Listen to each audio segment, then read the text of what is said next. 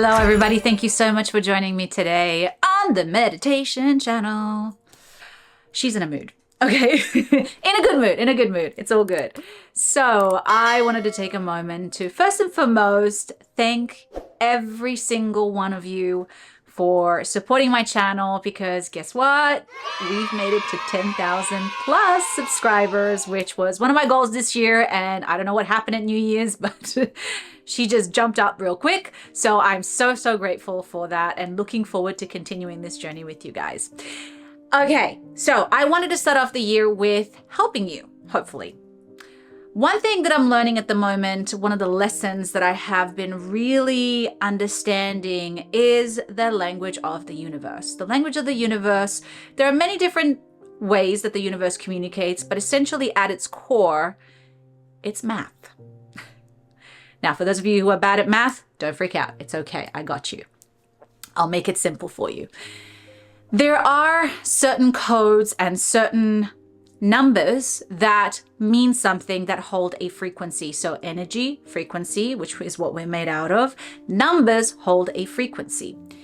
And one of those things that you can really use this year, 2026, to help you move forward, because understand, this is a number one year, and number one is the beginning, the initiation, the start of something. This is a big year to essentially move forward, achieve what you want to achieve, be very focused in your goals. And it's a horse year, the year of the horse, which means move forward, steady wins the race. This is the time to make decisions, act on your decisions. Don't sit there and think about it too much.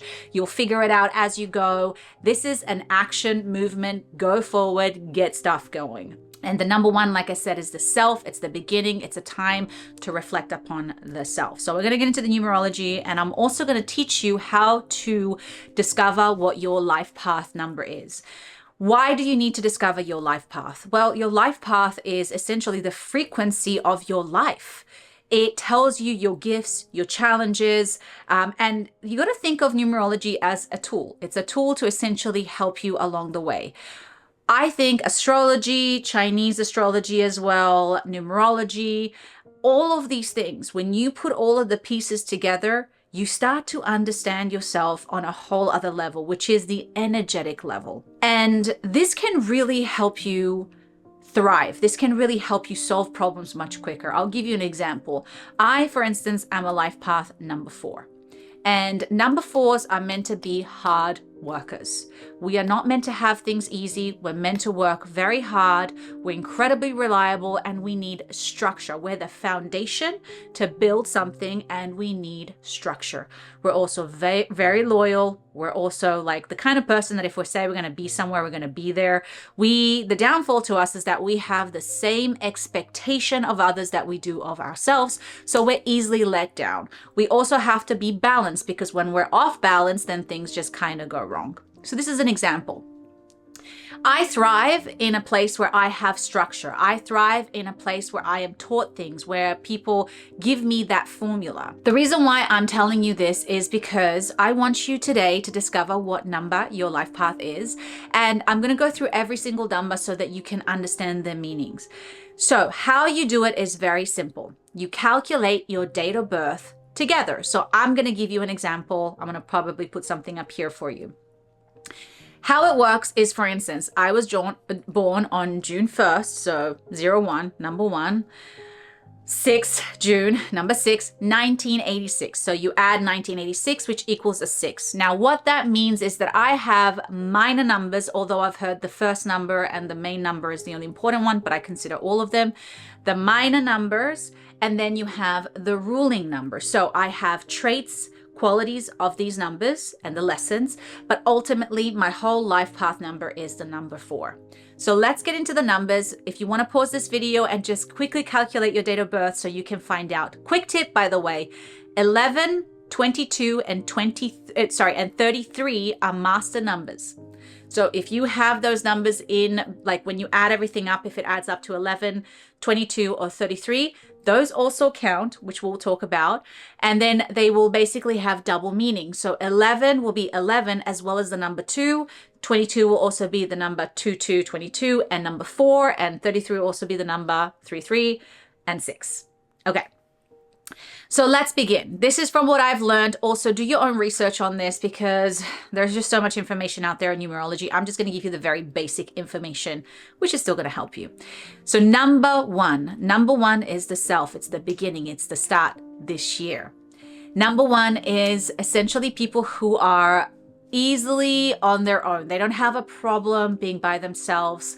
They can be very direct, very blunt, and they're leaders. So people who have number one in their numbers are leaders. Number one also is a masculine number.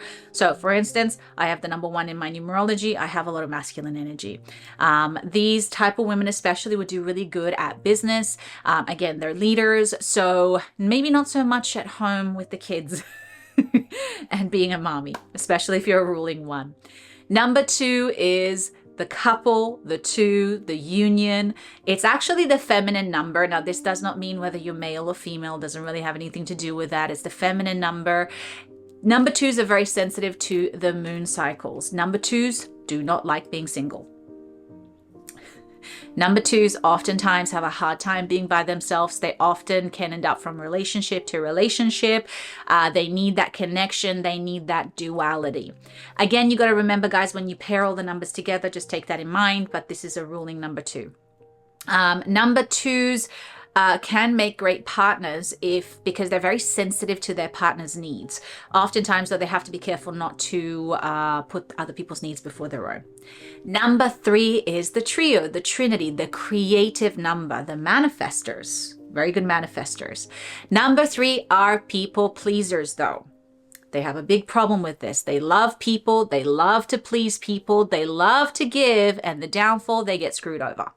So number threes have to be very, very careful with who they let into their circle because they get taken advantage of. Now, here's the flip side to number threes.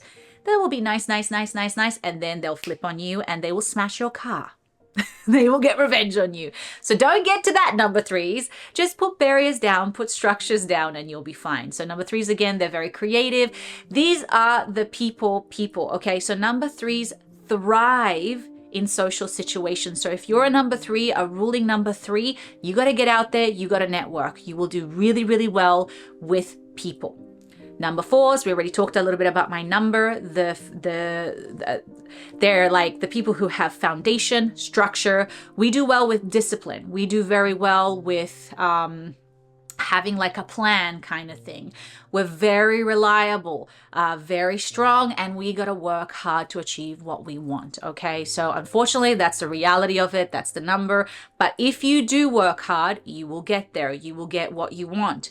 You will achieve the thing that you've been striving for. So fours, keep moving forward. Another thing about number fours, you guys tend to suffer from depression. So your emotions can get quite extreme because you're such hardworking.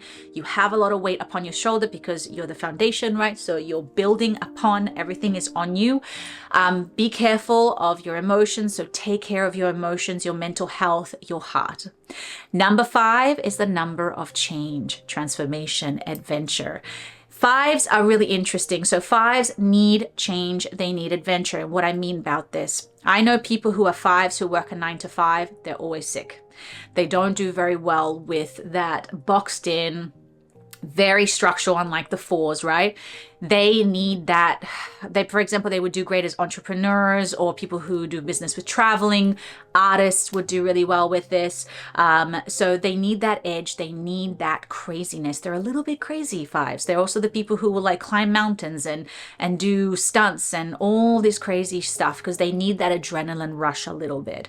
Fives tend to have a little bit of sexual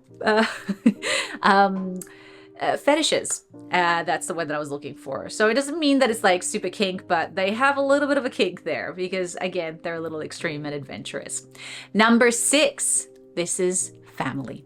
Number 6s are the people who love family. So 6 ruling 6s make great mothers, great fathers. They are all about building family, that foundation. 6s love to give advice. They don't so much like to receive advice. So saying for a double 6 over here. Luckily, it's not my ruling 6, which is very interesting. So we're going to talk a little bit about how structuring all together. But yes, so 6s, that's one of your things. 7 is a spiritual number. You heard the 7 chakras. Sevens are very interesting. They actually tend to be usually very introverted. They're very intellectuals. Okay, so they tend to be very, very smart. And the problem with sevens, though, is that when they experience some kind of trauma, they kind of switch off and never really recover from it. So it's almost like they can be daydreamers. They can always be here and somewhere else at the same time. And they have to be careful not to drain the energy from other people, because they are causing so much energy themselves, in the sense of because they're always two places at the same time. And of course the spiritual number, by the way. So they're naturally psychic, they're naturally intuitive, as well as number twos, by the way. Number eights. Eights. Eights are the powerhouses when it comes to making money. You've always heard, especially people love 888. Number 8 is the money, is where the money is. Okay. Now, number 8s though are interesting. They either make a lot of money or they have no money. They're extreme. Why? Because the karma, the 8, comes back to them much quicker than anybody else. So if you're an 8, make sure you do good, and good will come back to you. If you do bad, bad will come back to you. But 8s in general are supposed to be making money.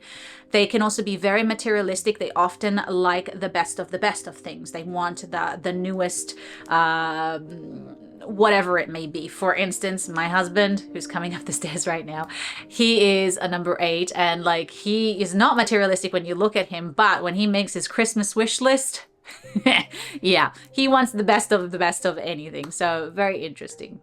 Number 9, you guys. Number 9s are oftentimes seen as the humanitarians. It's the last number of the cycle. Now, very interesting thing about number 9s. Number 9s have to be extremely careful who they surround themselves with. They are literally absorbing energy and information from their surroundings. So oftentimes it is said that a lot of the people who are in rehabs are a lot of number 9s because of the people that they hang around with. So if you're a number 9, be smart, hang around rich people. Happy, wealthy, joyous, rich people, and you will absorb that lifestyle. So essentially what means is that you guys get influenced very easily. And the reason for that is because everything that you do is because you want to be loved.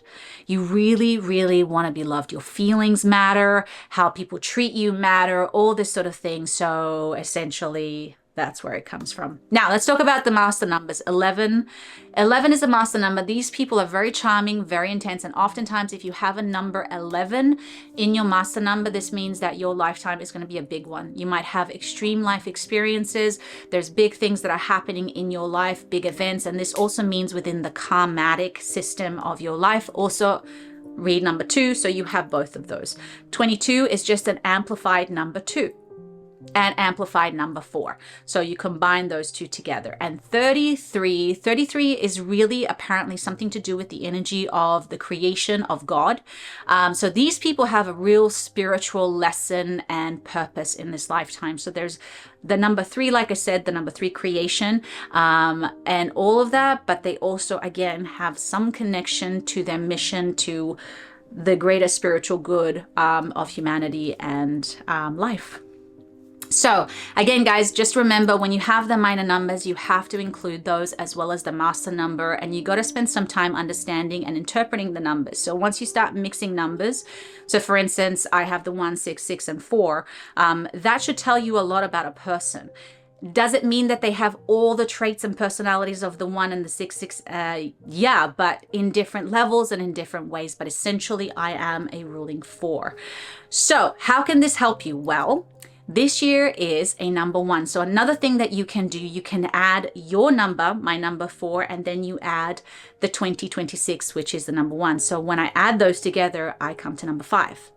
And number 5, this means that I'm in a 5-year. And a 5-year for me means a lot of changes, a lot of transformation, a lot of travel probably this year, which I'm actually already planning for traveling this year.